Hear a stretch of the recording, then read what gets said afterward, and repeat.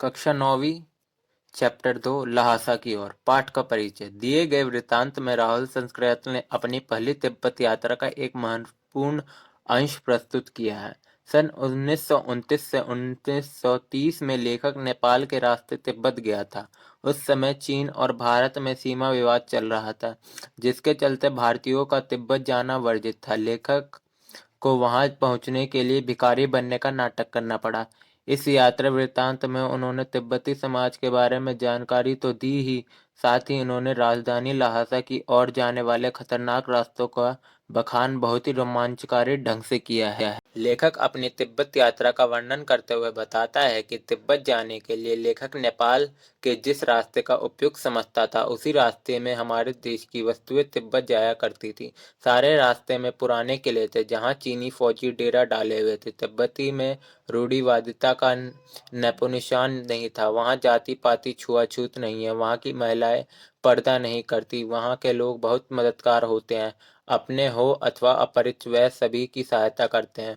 वहां का विषय पेय चाय है। आप जैसे चाहे बनवा सकते हैं। लेखक की मुलाकात मंगोल के एक भिक्षु समूति से हुई थी, जिसे कहाँ के रास्तों का अच्छे ज्ञान है।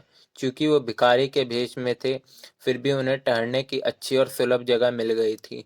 जबकि 5 वर्ष के बाद जब वह एक सभ्य यात्री के रूप में घोड़े पर सवार होकर इसी रास्ते में आए, तो किसी ने उनको रहने के लिए जगह तक नहीं दी। आगे लेखक बताता है कि तिब्बत की सबसे अधिक ऊंचाई वाली जगह थोडला के पार करना था, जो ऊंचाई के साथ खतरनाक भी थी। थोडला की कुल ऊंचाई 16 के 17,000 फीट थी। दूर दूर तक कोई गांव नहीं था। इस उजाड़ सी जगह में डाकू आराम में आवास कर सकते थे। इतनी खतरनाक जगह पर यदि कोई मर जाता है तो उसकी कोई चिंता नहीं करता। यहाँ डाकू किसी के सामान लूटने से पहले उसे जान से मार देते हैं। यहाँ हथियार रखने के लिए किसी कानून की आज्ञा नहीं लेनी पड़ती, और इसलिए यहाँ के लोग बंदूक और पिस्तौल सरेआम लिए घूमते थे। गांव पहुंचकर उन्हें मालूम हुआ कि पिछले वर्ष वहां हत्या हुई थी। वे हत्या की चिंता नहीं करते, क्योंकि जहां भी तनाव दिखाई देता है, वहीं से भीख मांगते हुए आगे बढ़ जाते। पहाड़ की खड़ी चढ़ाई पर चढ़ने के लिए वह घोड़ों पर सवार होते हैं। एक स्थान पर वह चाय भी पीते हैं और दोपहर तक 17-18 फीट ऊंचे डंडे पर पहुंच जाते हैं। इतने ऊंचे चबूतरे में से पहाड़ बिना बर्फ और हरियाली के नजर आ रहे थे। सबसे ऊंची जगह पर पत्थरों के ढेर, जानवरों के सींगों और रंग बिरंग कपड़े के इंडिया से सजा डंडे का देवता का स्थान था। उतरे समय लेखक का घोड़ा बहुत धीमे चल रहा था। लेखक ने उसको यह सोचकर मारना ठीक नहीं समझा कि वह थक चुका है। वह सबसे पीछे कर रहा था। जैसे ही वह आगे बढ़ा, दो रास्ते निकले हुए थे। जिसे रास्ते पर लेखक चलने लगा तो पूछने पर पता चला कि यह रास्ता ठीक नहीं है। लेखक वापस आया और दूसरे रास्ते अर्थात सही रास्ते पर चला। लगभग शाम तक गांव पहुंचा। वहां समूती गुस्से से लाल होकर उसकी प्रतीक्षा कर रहा था। आगे लेखक बताता है कि इसमें उसकी कोई गलती नहीं है। समूती बहुत जल्दी ही शांत हो गया। लड़खोर में वह उचित जगह पर ठहरे थे। वहां उन्हें चाय, सत्तू और थुक्पा तरल पदार्थ खाने को मिला। लेखक के अनुसार वह एक ऐसे दुर्गम स्थान पर पहुंच गए जो पहाड़ों से घिरे टापुओं की तरह लग रहा था। मैदान के भीतर की पहाड़ी दिखाई देती थी। इस पहाड़ी को तिड्डरी समितिगिरी कहते हैं।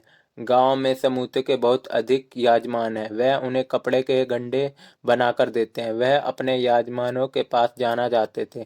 लेखक को प्रतीत हुआ कि एक सप्ताह में लग ही जाएगा। लेखक ने उनको कहा कि जिस गांव में ठहरे हैं उसी में गंडे बांटे, आसपास के गांव में ना जाए। लहासा पहुंचने पर लेखक उसे रुपए दे देगा। सुमति ने स्वीकार कर लिया। अगली सुबह उन्हें कोई भी सामान उठाने वाला नहीं मिला। आग बरसाती धूप में उन्हें चलना पड़ रहा था। उस जगह ही धूप बहुत कठोर थी। उनके सिर धूप से तिलमिला रहा था और पीछे कंधा ठंडा पड़ा था। उन्होंने पीठ पर सामान लादा और चल पड़े। वह समूति के साथ शिखर विहार की ओर चल दिए। तिब्बत कई जागीरों में बटी हुई थी। इनका अधिकतर हिस्सा मठों में मिला हुआ है। स्वयं जागीरदार खेती करते हैं। उनके सारे रखरखवार एक भिक्षु देखता है, और वह जागीर के आदमी के लिए राजा से कम नहीं होता था। शेखर का मुखिया बड़ा ही सभ्य था। वह लेखक से बहुत प्यार से मिले। वहां एक मंदिर में गए जहां बुद्ध वचन अनुवाद की हस्तलिखित 103 पोथियां रखी हुई थी।